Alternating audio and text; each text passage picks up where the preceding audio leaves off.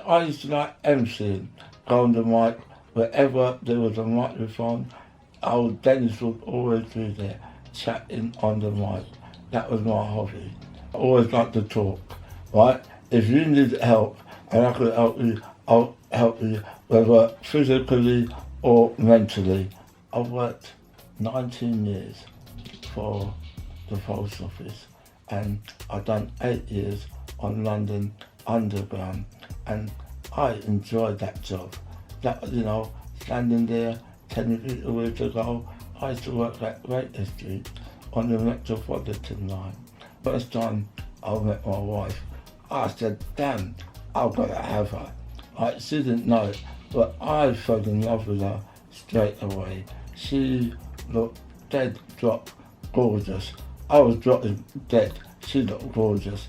First thing I said to her is, you want to come outside? I wanted to get her in the car straight away, but she said, my mum warned me about guys like you. But we got talking, and then it was at a wedding, and I fell in love with her. Oh, my wedding day was fantastic, and I've got to tell you, it was one of the largest weddings in London. We had 22 ushers and 22, bridesmaids. They were fantastic. I never perceived myself as having kids. When you're a youngster, you see other people with children, and you say, how'd they do it? How'd they got kids? And all of a sudden, my wife and I had 3 of my own and 2 foster children, and I treat them the same. Some people treat them different. I treat them the same. In September 2005, it was a very sad time for me, because that is the time we had to go to the hospital and switch off my wife's life support. She had fell down previously, and we prayed and hoped that she would survive, but sadly she didn't. And imagine, a year later, my mother-in-law, who was there with the children, helped me, passed away nearly exactly a year later in 2006. It affects what it had on me and the children. Imagine, we lost the mother 2005, and then mother-in-law 2006. It was devastating. Lose 2 mothers in the space of 2 years. You don't know who to turn to. In July 2007, I went out with my mate, had a good time, came home, I felt alright. Then in the morning, couldn't feel the left-hand side of my body, no part of it, right down. Anyway, they took me to the hospital, they induced me. Next thing I know, I woke up in intensive care. I thought I was in like Star Trek, all the wires around me. After I found out I had 5% chance of living. So I said to myself, you know what, the nearest thing to intensive care is the morgue. And since I'm not dead, I'm going to try and get myself better. So since then, I've been trying to fight to get myself better. I've got to fight for myself, and I've got to fight for my children. I was diagnosed with Guillain-Barré syndrome. It is something what shuts down your muscles. I was in intensive care at first, and then they moved me to other hospital after. When they diagnosed me at first, I was in the hospital and I was with my friend, and I thought the diagnosis was wrong. Something instinctively told me, my intuition. Now, what I've been telling them and been fighting for is all it was the stress from my wife and my mother-in-law and the stress with the children, right? That's what knocked me out, and all I needed was just a bit of comfort and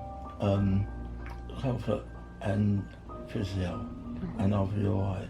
My friend, she sent someone from the GBS Society down to me, And when he was talking to me and talking to me about these symptoms, I said no, I wasn't being ignorant. I just said that I didn't have it. I spent about a year in the hospital and then I came home. When I came home from the hospital, I didn't get much or close to none input from the government or the local authority. It was only when one of the local authorities, OC, was off, that there was a locum came in and she was shocked to see me in the back room and the little help I was getting from the government and then out from the council. And it's only then that she helped me to get a few more things put in adaptations to my house. She done her best to make sure my shower room was working so I can have a shower. Thank you to that lady.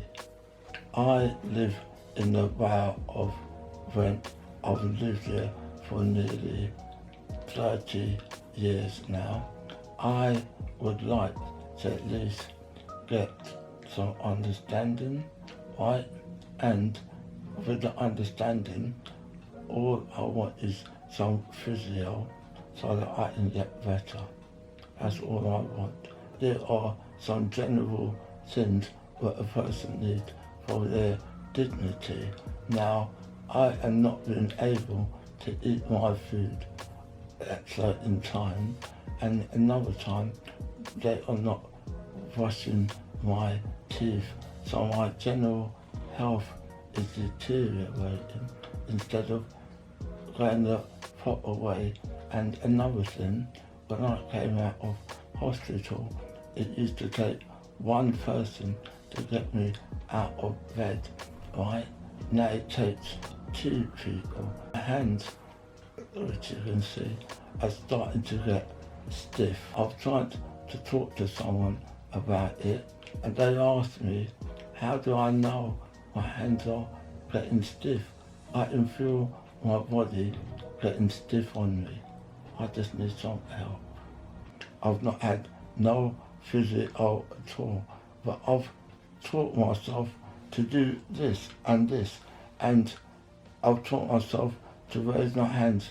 Now imagine if I had a physio in, right, I guarantee you, right, that within less than 2 years I can be walking, the one which I have in life, and I know within my heart it is achievable, and I want people to believe it, to walk again. That's all I wish. It's just to get up and walk. I didn't even notice it's been 11 years.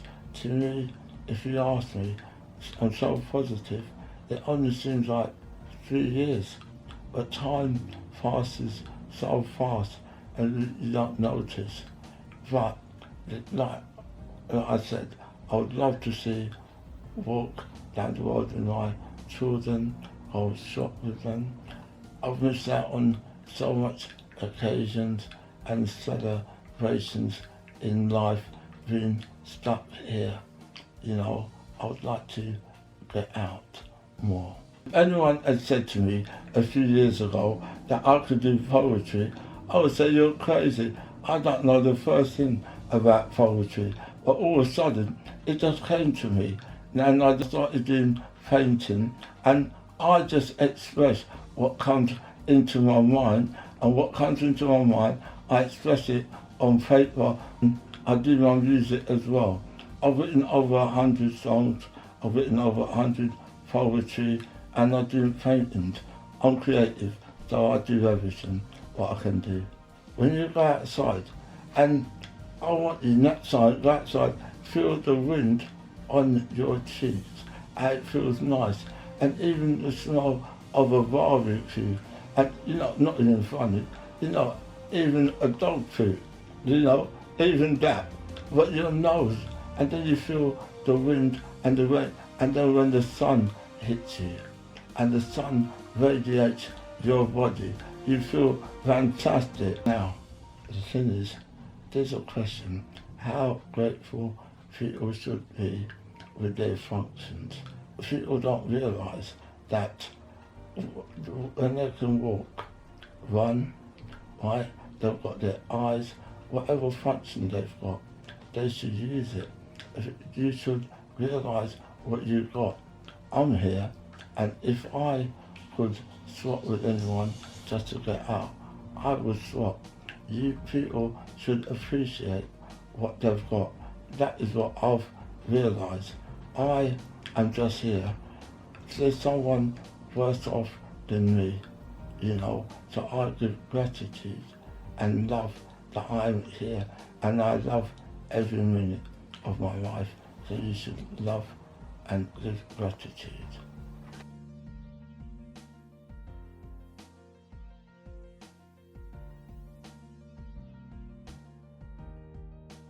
Hi, I'm Dennis's older daughter. I'm going to give a brief message about things that my dad probably didn't mention, forgot to mention, or can't mention because of an ongoing court case. What has brought this documentary on is the fact that my dad's health has deteriorated, and a month and a half ago he nearly died from sepsis. The sepsis was brought on by a bed sore that turned into a tear, and that wasn't mentioned by his current carers that he's with now. He was complaining for a while, but probably about a week, until he said, call the doctor surgery. I called the doctor surgery and nobody came. A week later I said no. He complained again. I had a look at it. It was really bad. It was pussy and bleeding. When I called the ambulance, they took him to the hospital straight away.